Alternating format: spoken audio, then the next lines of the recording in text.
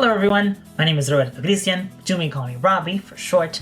Today, I want to talk about some surprisingly tough battles within the Pokemon franchise. I'm not discussing that post-battle against Volo in Legends Arceus that almost made me soil my pants. Hisuian Zoroark truly was the MVP on my team. I know this is a Zorua, but it evolves into one. Instead, I'm going to focus on some other tough Pokemon battles. Specifically, ones you don't really expect to be difficult. Everyone knows that trainers like Raihan in Galar or Sabrina in Kanto are notoriously difficult. They're gym leaders. They're supposed to be hard. So I asked fellow Pokemon fans on Reddit and YouTube which trainer battles they thought were the hardest for them, aside from gym leaders, Elite Four members, and champions. And I compiled a list of 7 Pokemon battles that I personally think are surprisingly tough. Subscribe, nerds! I'll start with cool trainers Caitlin and Quincy from Pokemon Emerald. These are the last set of trainers you can fight in the Victory Road. These trainers are exclusive to Pokemon Emerald, meaning they don't appear in any other Hoenn-based game. This double battle consists of a Gardevoir, a Dusclops, and 2 Slaking, which can be fiercely tough because both the Gardevoir and the Dusclops have Skill Swap at their disposal. Any Pokemon using Skill Swap is able to trade abilities with a target of its choosing. In this case, eliminating Truant off of Slaking. Truant makes it so that the user can only attack every second turn. Slaking has a base attack of 160, so without that ability to hinder its performance, well, let's just say that, as Reddit user Mega Kabutops put it, nothing puts the fear of God into a child playing Pokemon quite like a skill-swapped Slaking. Thankfully, this fight is completely optional and can easily be skipped by walking straight to the exit without ever acknowledging their presence. The next battle was the first one that I thought of when this video idea was brought up to me. That first battle against Galactic Commander Mars at the Valley Windworks was surprisingly difficult when I was younger. Still kinda is. As a 10-year-old kid who wasn't fully knowledgeable about type matchups and Pokemon stats, I was not prepared for her Zubat with Toxic and her super fast Purugly this early in the game. I just remember I chose Piplup as my starter, and it was probably a higher level than the rest of the team because we didn't have a universal experience share, so I probably got cocky and thought, I can take her. And then my Piplup fainted. Mars was still kind of a tough battle during my run in Shining Pearl because I challenged myself to play the game with a set battle style, without potions, and using only the 6 Pokemon I planned on having on my team. This meant that by the time I reached this point in the story, I had only my Prinplup and a level 8 Shinx against her level 16 Purugly. But I pulled through with my Prinplup being the MVP on my team, holding on with half its HP left. Next, we have the rival battle from Pokemon Ruby, Sapphire, and Emerald, specifically the one that's under the cycling road. You can expect rival battles to be tough, that is no question, especially in the earlier generations. The reason why it's on this list is because it's probably one of the most cool surprise rival battles in all of Pokemon. On your way to Mauville City, you have to cross Route 110. You start south from Slateport City and work your way north. Along the way, there are 2 or 3 unavoidable trainer battles that you could easily breeze through. But then, your rival stops you, walks towards you, and initiates a surprise battle with your unhealed team. And if this was on the Game Boy, you probably didn't save either. Your rival's team consists of a level 18 Wailmer, Numel, or Shroomish, depending on which starter you chose, and the starter your rival chose at level 20.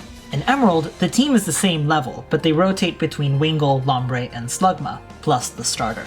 We didn't have a universal experience share like in the modern games, so your starter typically ends up over-leveled compared to the rest of your team.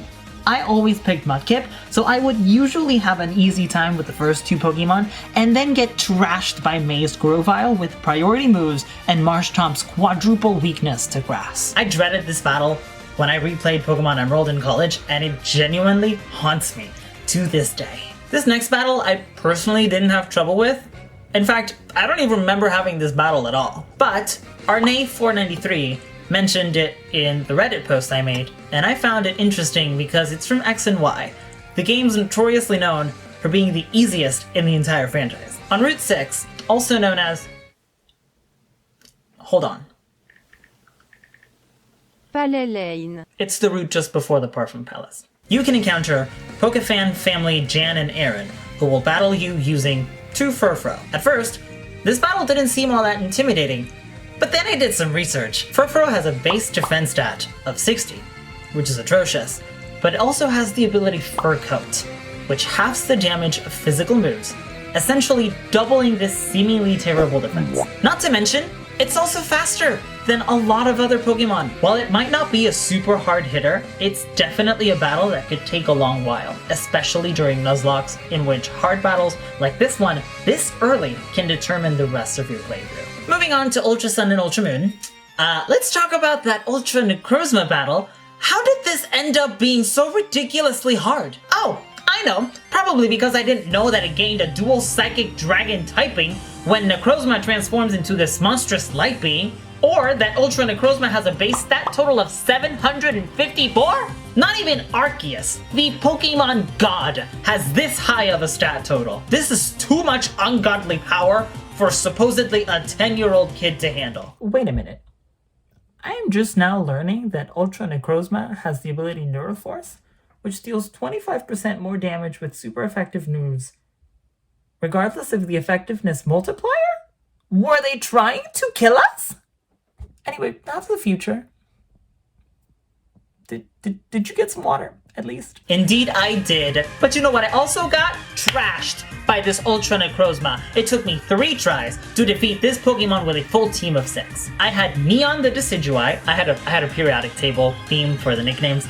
Helium the Toucanon, Hydrogen the Araquanid, Boron the Passimian, Sulfur the Turdinator, and Iodine the Alolan Ninetales. I don't remember how in the heck I beat Ultra Necrozma other than the fact that I got lucky on my 3rd attempt. Toucanon and Araquanid get trashed by Power Gem, Turdinator gets trashed by Dragon Pulse, Alolan Ninetales by Smart Strike, and Passimian by Photon Geyser. Decidueye was my only saving grace because it's not weak to any of Ultra Necrozma's moves. If Decidueye hadn't toughened it out so that I wouldn't feel sad, I probably would have never finished this game. Next, I want to talk about the most recent games. Most battles in Scarlet and Violet are pretty straightforward, but one battle that really had me cornered was against Aerie of Team Star. She specializes in fighting type Pokemon, and at first she felt like any other Team Star battle, but then she sent out her Annihilate with Rage Fist, a ghost type move with 50 base power that gets more powerful every time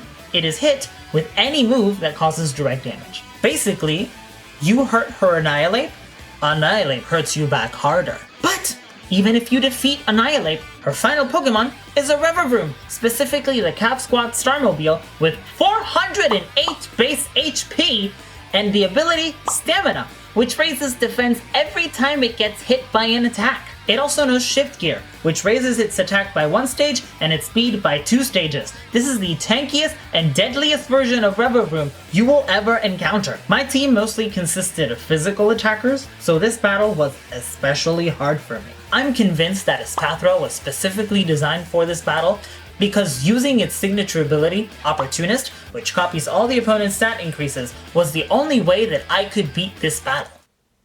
The final battle I want to talk about is probably one of the hardest fights that I have ever had as a kid. I've talked about Pokemon Colosseum a few times on my channel because it was such an influential game in my childhood. I mean, the theme for Realgam Tower is at the start in the background of all of my videos. There are a couple of battles that you know will be difficult, like the final boss at the top of Realgam Tower. In fact, it's considered by some Pokemon games as the hardest game in the franchise. But the battle against Cypher Admin Venus was on another level. The difficulty inside of this arena is astronomical. All of the Cypher admins are tough because they have a Shadow Legendary Beast in their party that you have to rescue by catching each of them mid-battle.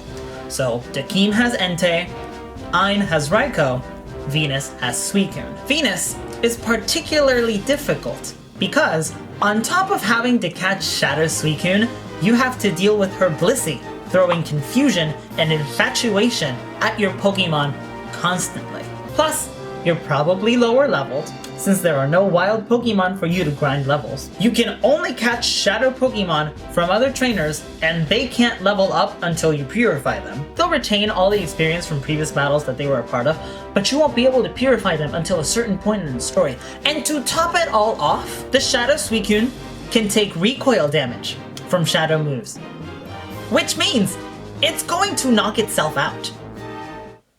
I had to retry this battle so many times as a kid that I finally said, screw this, and knocked the Suicune out because I just wanted to finish the game. I was done. I managed to catch Entei and Raikou, both of which are happily chilling inside of my Pokemon home account, but I unfortunately never caught the Suicune. That battle has scarred me for life. If I ever do a playthrough of Colosseum again, I will make it my personal mission to catch that Suicune no matter how many soft resets it takes. That's it for my list of surprisingly tough Pokemon battles.